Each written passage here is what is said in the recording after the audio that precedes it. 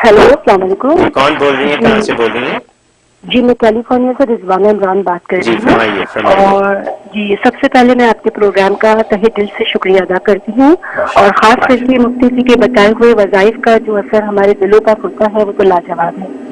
Anyway, मैं अपनी एक कंफ्यूजन और एक मसला पूछना चाहती हूँ, प्लीज जरूर बताइएगा। मुफ्ती साहब से बात यह है कि वो अक्सर बताते हैं कि रूहानी तवज्जो का मिलना, इससे क्या मुराद है?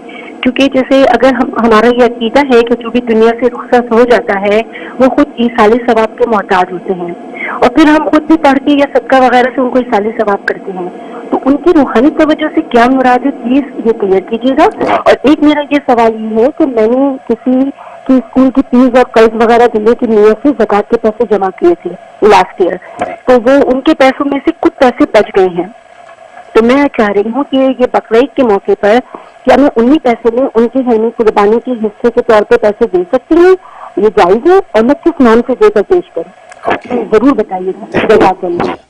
जी जी माशाल्लाह, दोनों सवाल आपके अच्छे हैं। पहला सवाल बहुत अच्छा है कि रूहानी तवज्जो का क्या मतलब है, जबकि वो मरहूमी तो हमारे इसाले सवाब के मोहताज होते हैं, लेकिन उसके मोहताज होने से ये लाजिम नहीं आता कि वो आपको कोई बेनिफिट तवज्जो का नहीं दे सकते। ये ऐसे कि एक डॉक्टर है, एक डॉक्टर अगर मरीज़ है, मतलब एक डायबिटिक का माहिर डॉक्टर खुद डायबिटिक का अगर शिकार है, लेकिन आपकी वो डायबिटिक का बेहतरीन इलाज कर सकता है, हालांकि खुद भी डायबिटिक का मरीज़ है। बहुत से डॉक्टर हार्ट के खुद पेशेंट हैं, लेकिन हार्ट के स्पेशलिस्ट हैं, लेकिन लोगों को नफ़ा पहुंचा सकते हैं, तो लिहाजा वो लोगों को आगे फ़ायदा पहुंचाते हैं। तो इसका मतलब ये हुआ, इसे एक माजूर आदमी है, वो चल नहीं सकता मसलन, लेकिन आपको बैठे बैठे रास्ता बता सकता है, सीधे जाएंगे राइट मुड़ेंगे आपकी मंजिल सामने मस्जिद है, तो आपको बता सकता है। तो किसी का मोहताज होना इस बात की दलील नहीं होता कि आपको कोई बेनिफिट ना दे सके। इसी तरीके से वहाँ मरहूमी जो चले गए आपके इसारे सवाब के मोहताज, वो मोहताज इस माना में होते हैं कि वहाँ पहुँचकर मज़ीद दर्जात चाहिए उनको। बहुत सी लक्ष्याँ दुनिया में ढपी चुकी रह गई और उनके बारे में इस्तिग़फ़ार नहीं कर सके। अब आप जब इस्तिग़फ़ार करके भेजते हैं, वो ढकी छुपी उनकी जो कोताहियाँ माफ़ होने लग जाती हैं, फिर मज़ीद आप भेजते रहते उनको मज़ीद दर्जात बुलंद होते चले जाते हैं। इस माना में वो आपके इसाले सवाब के मोहताज होते हैं, ताकि ज़्यादा से ज़्यादा पीछे वाले भेजें तो हमें अल्लाह ताला के मज़ीद आगे से आगे दर्जे मिलते रहें।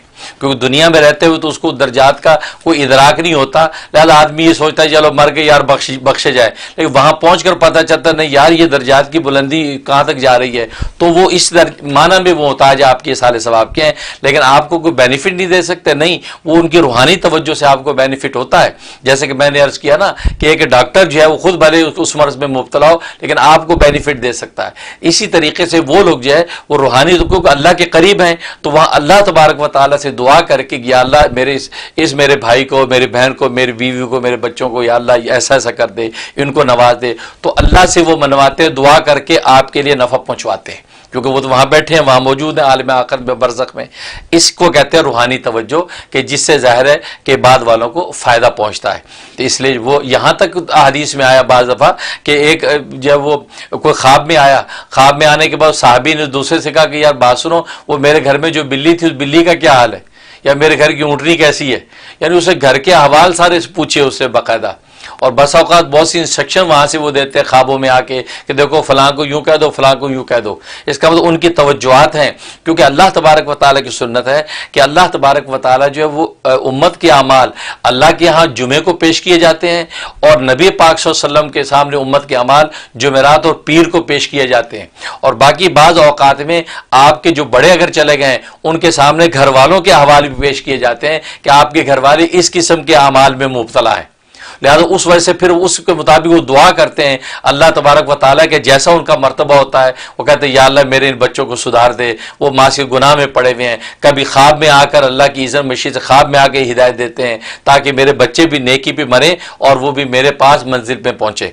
इसको कहते हैं रूहानी तवज्जो, और ये रूहानी तवज्जो तो बड़ी अहमियत की हामिल है, बल्कि इसके बाद बड़ी तफसीलात हैं, लेकिन मुख्तसर आपको आसान अल्फाज मैंने बता दिया कि ये आपको इस तरीके से रूहानी तवज्जो पहुँचती है। और बाकी दूसरा जो सवाल किया है, बिल्कुल जो सदक़े के पैसे अगर आपने रखे हुए हैं तो उसके लिए आप कुर्बानी करना चाहती हैं, बिल्कुल आप कुर्बानी बिल्कुल कर सकती हैं। आप मरहूम की तरफ से कर सकती हैं, अपनी तरफ से कर सकती हैं, या ये कि वो खुद नबी पाक सल्लल्लाहु अलैहि वसल्लम की तरफ से करें, पूरी उम्मत की तरफ से कर सकती हैं। तो कुर्बानी का हिस्सा डाल दें तो उसके अंदर सदक़े का भी सवाब आपको मिल जाएगा।